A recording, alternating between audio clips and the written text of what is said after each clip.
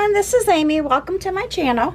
Today I'm going to show you a round brush floral design painted on this clear glass bottle. I am going to be using 3 Amagic round brush paintbrushes, or round paintbrushes, I should say. A number 4, a 12, and a 14, and a number 8 Deerfoot Stippler.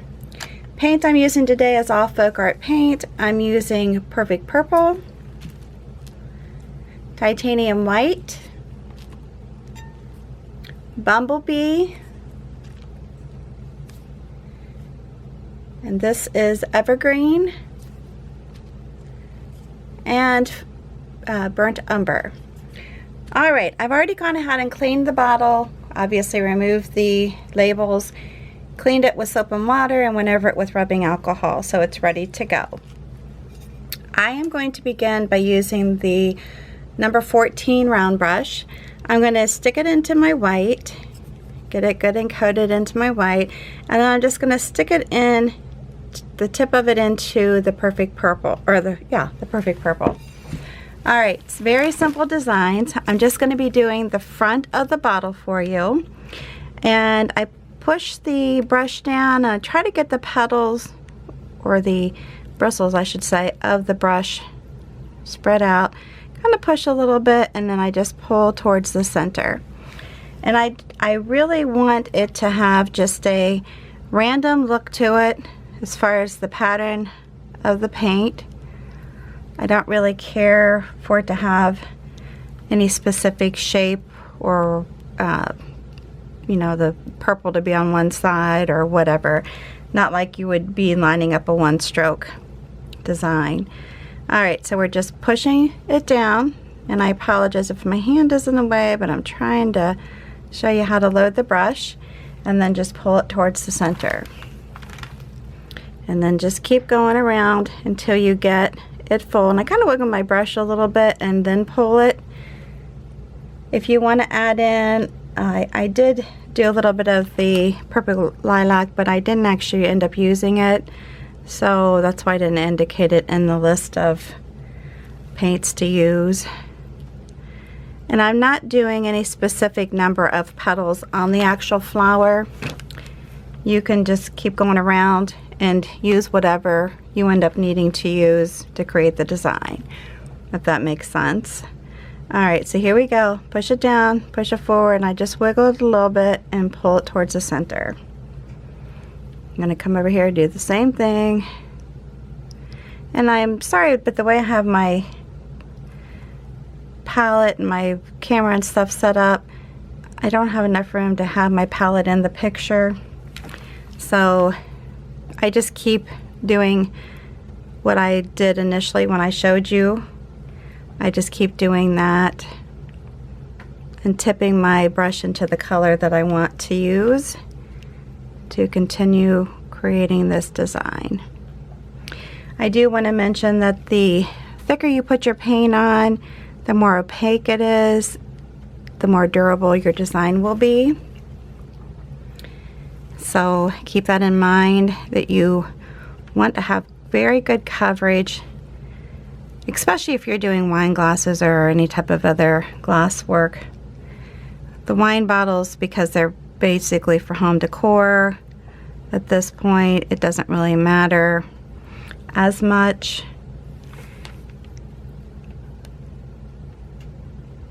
Because you're not going to be handling them and washing them often like you would a glass.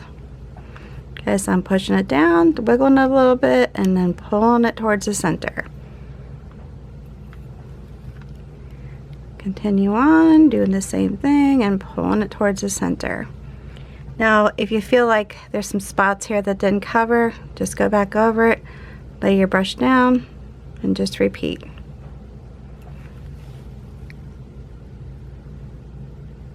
Do it and pull it towards the center. Okay, just very colorful, very easy flowers.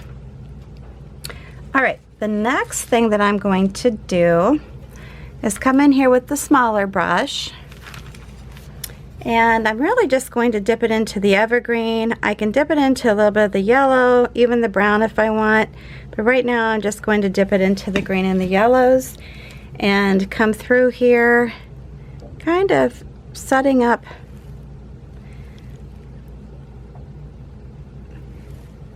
the stem that we're painting it to. Or you could just do, if you want to just make it easy, and just do leaves around these instead of putting in a stem, that's fine too. And I'm going to make this a little bit thicker coming down. Not to be too thick, but just a little bit thicker. Still want to make sure I have some good coverage going on here with the paint. I don't want my stems to come off as I'm... Okay. So then I'm going to continue on kind of pulling out just some little pieces that will come away from the flower. I don't want to say branches, but maybe they would be more like a branch. And just having them come away. And again, I'm just painting over them to make sure I have good coverage. That's the most important part. And yes, I do bake my gloss. Once you're done painting, if you want to allow at least an hour dry time and then begin to bake them, that's perfect. Okay, I'm going to put some over here and just kind of wiggle it out, and it just gives it something else besides the flowers.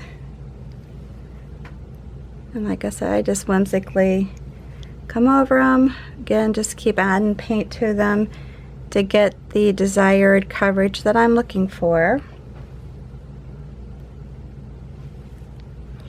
When you're painting on bottles, I mean, you could look at it as that you're painting them for home decor pieces, obviously. They make great gifts. You can add lights to them, or you can use them as a flower base. Maybe even have just a branch of some dried flowers. Perfect. Okay, so I'm going to do one more. I like to work in threes, so I'm going to do one more little sprig of little branches coming out here.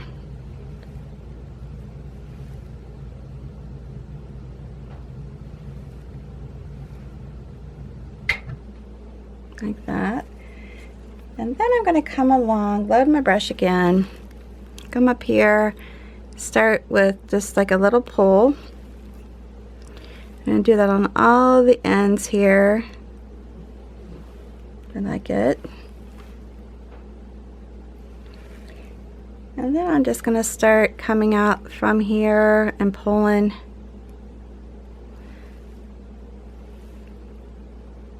what would be leaves to the towards the stem. So I'm going out and pulling it towards the stem. And I can rotate, I can add white if I want. Typically when you add a second color, if it has a lot of pigment, it's going to, you know, make it look a little thicker and not so transparent, and that's what we're looking for. Depending on the color, white is always a good color if you're trying to make it opaque. White typically is a very good color for that, because it has a lot of pigment to it.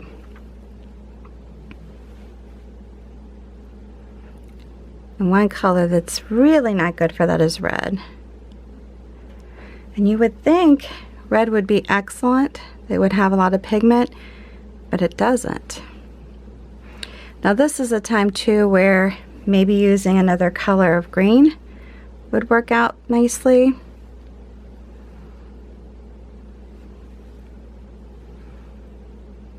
Or you can mix in more brown with it, however you want to do it. That's one thing. You just kind of have to play with stuff when you're creating and learn what works for you. Because what works for me doesn't necessarily always work for somebody else. And that's true too with the way I make my designs. I'm left-handed. If you're right-handed, you might need to go an opposite direction of what I'm using in order to create your designs. So if you're painting mine and you're going the direction I'm going and you're finding it kind of frustrating, that might be why. Can you see how this can be very relaxing though?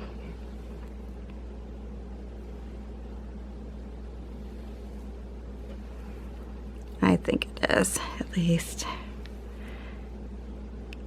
And into what today's world right now, I think we really need something that's relaxing.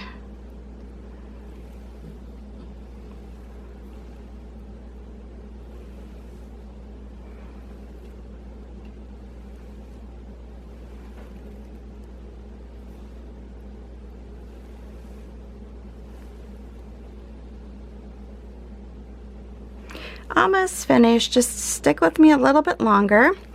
If you have any questions while I'm doing this, feel free to ask those down below the video.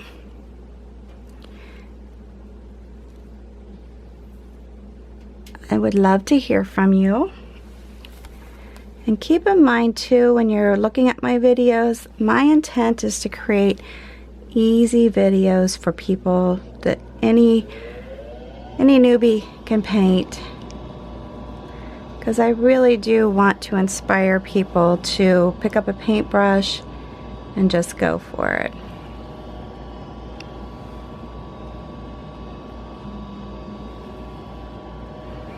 But you don't have to be skilled, highly skilled to paint.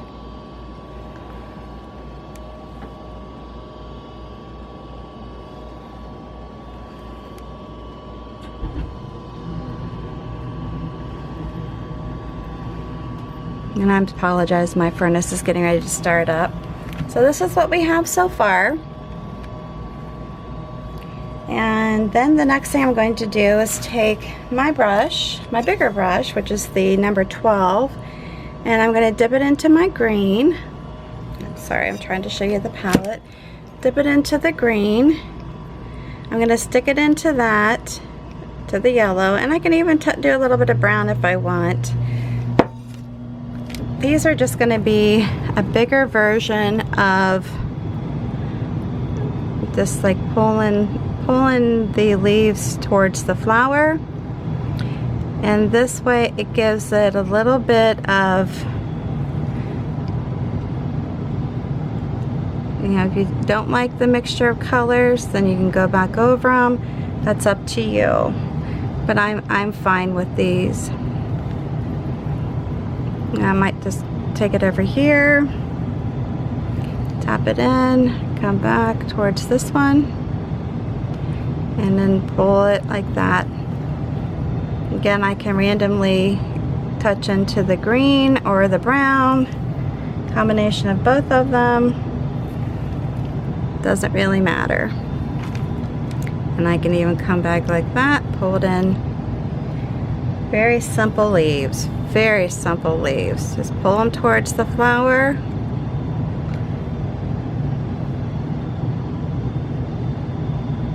Again, I might want to tip a little bit of brown in here.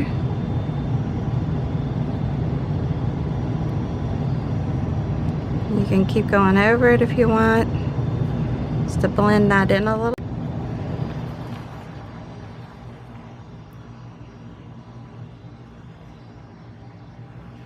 And then I'm going to pull another one in here like that.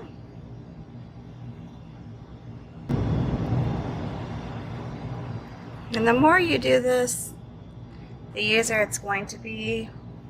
Just give yourself a chance to, you know, learn. Wax paper is an excellent surface to practice on if you're new to glass painting, or even if you just want to practice designs no matter what surface you're painting on. they can be it's very easy to paint on that.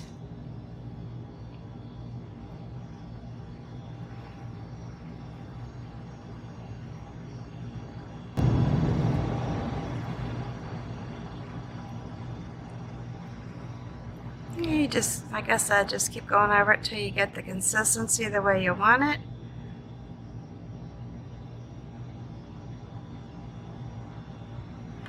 Like that, and hopefully I didn't.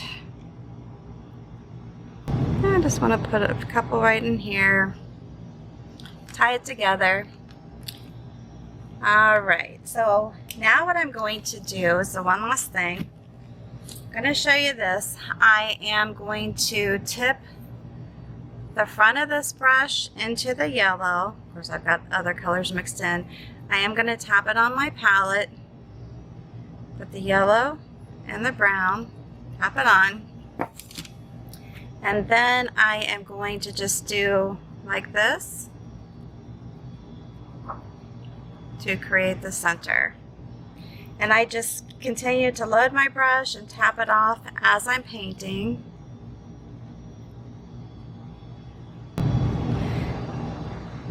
And there you have it. Let's see, let's go like this, like it's going down. I like that. The brown is the indication of the bottom. There you have it. And you can keep playing with it to fill it in, or there's other ways to make the center look. But for the purpose of this video, I'm just going to do what I'm doing right now. You can always add dots to it.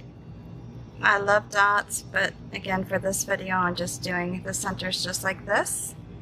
You can go back over it if you feel like it needs to be filled in a little bit as it dries. However you want to do it. And there you have it. Pretty easy, right? Very spring-like, and I'm so ready for spring that I thought, you know, this is kind of bright and cheery. Again, add some lights to it. Have it as an ambiance light. Put it in your bathroom. Have it as a light for people to see when they're entering into your bathroom, your guest bathroom, or your bedroom. Use it as a night light. However you want to use these, it's perfect. Alright, I hope you like this video. If you do, give me a big thumbs up. New to my channel, make sure you subscribe, hit that notification bell, and prior to leaving, make sure you share this video on your social network with all your family and friends. Just hit that share button that you'll find underneath the video, and it'll give you the options and you'll be good to go. Thanks again for stopping by. I appreciate you and appreciate you taking the time to view this video. Until the next time, please stay safe and healthy, and you have a good one.